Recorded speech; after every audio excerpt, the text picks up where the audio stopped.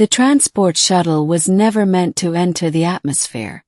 It was a cargo craft, patched together by half-rusted human ingenuity and desperate bargaining with alien traders. I knew it was a gamble the moment I stepped aboard, but survival doesn't give you luxury. The war had ended badly for our side, and now every planet felt like enemy ground. When the engines blew, we spiraled down toward the barren moon below. Fire licked across the hull, alarms screamed in a dozen languages, and I gripped the seat harness so tightly my knuckles burned white. The crash was mercifully short. One moment of unbearable weightlessness, then the sound of tearing metal, and silence broken only by the crackle of settling debris. I staggered free, coughing through smoke. Half the ship was gone, torn open like a tin can. The sky above was pale and cold, the horizon stretching endless rock and dust. I thought I was alone, until the rubble shifted. Something massive stirred, heaving aside a twisted support beam like it weighed nothing. A shadow rose, tall enough to blot out the sun. She was 12 feet if an inch, with armor plating fused into her skin, forearms lined with scars, and eyes that glowed like embers. A warrior of the Graxis clans, our enemies during the war. Her kind were legendary, whispered about in mess halls. Half the stories painted them as monsters, the other half as gods of battle. And she was staring right at me. Human. Her voice was a growl that seemed to vibrate the ground. Alive. I raised my hands. For now. Look, I'm not here to fight. She stepped closer, each footfall like a hammer strike. The ground trembled. She bent low until her burning eyes locked with mine.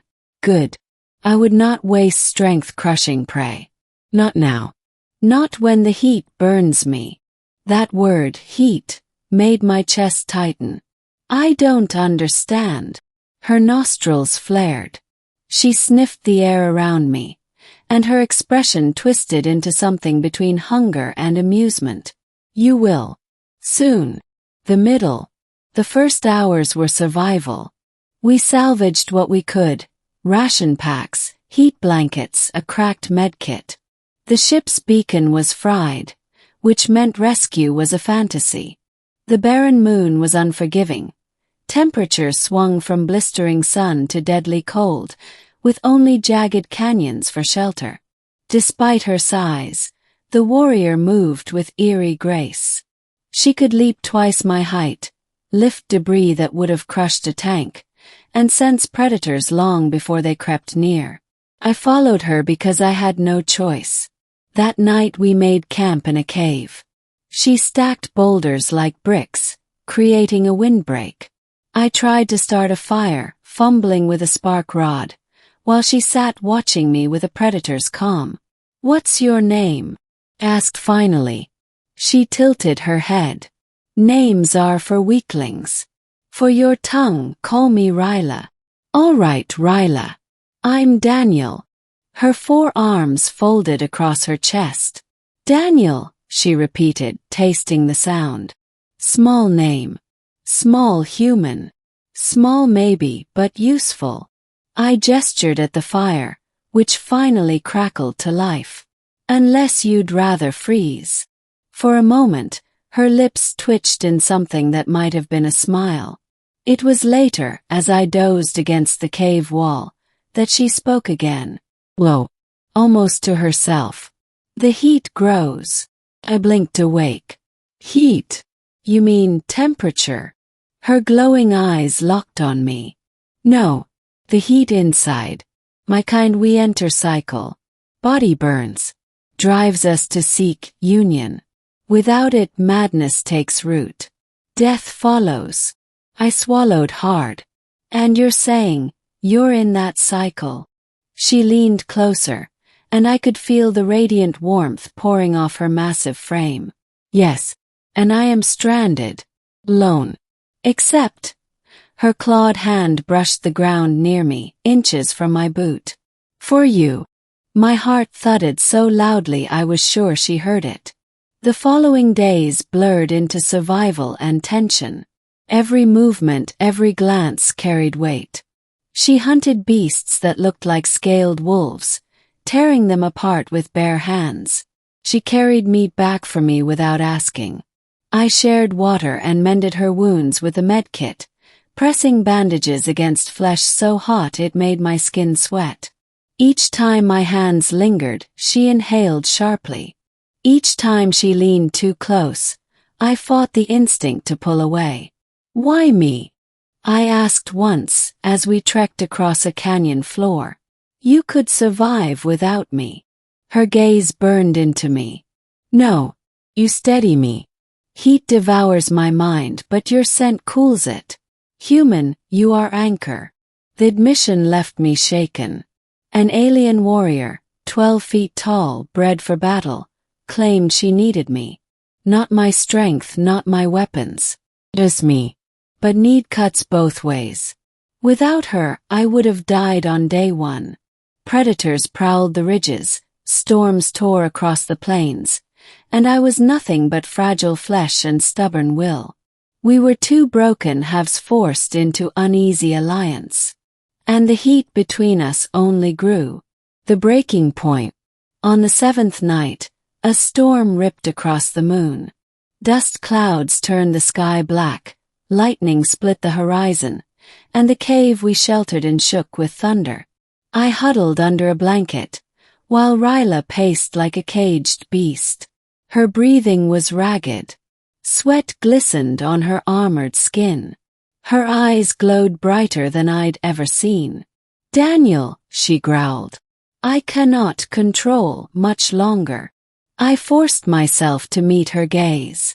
"What happens if you don't find release?" "Madness. Frenzy. I will kill. Anything. Even you." The storm howled louder. I realized then it wasn't just about her survival, it was mine too. If she lost control, I wouldn't stand a chance. Slowly I stood. My legs trembled, but my voice didn't. "Then we find another way. Together." Her massive form loomed over me, heat radiating like a furnace. For a heartbeat, I thought she would crush me in desperation.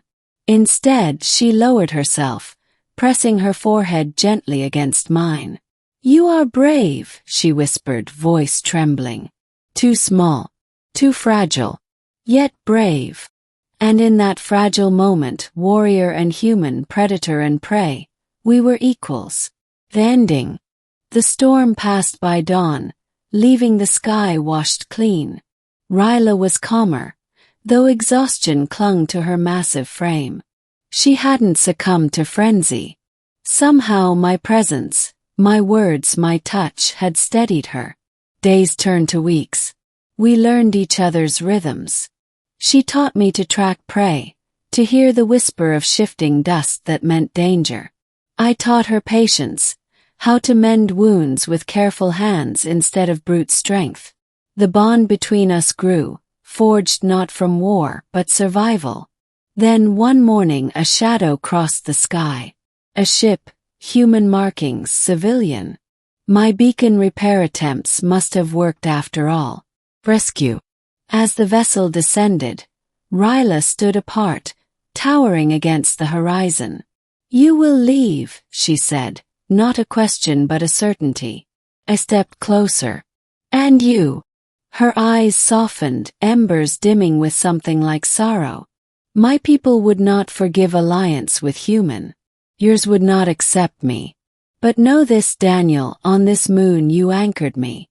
You saved me more than I saved you." The ramp lowered. The rescuers called my name. I hesitated, looking up at her one last time. "Maybe," I said quietly, "this doesn't have to be the end." She gave me a smile, small, fierce, and heartbreakingly tender. "Then find me again, little human, when the stars align." And as I boarded the ship, I knew this wasn't just survival anymore. It was a bond no war, no species, no distance could erase.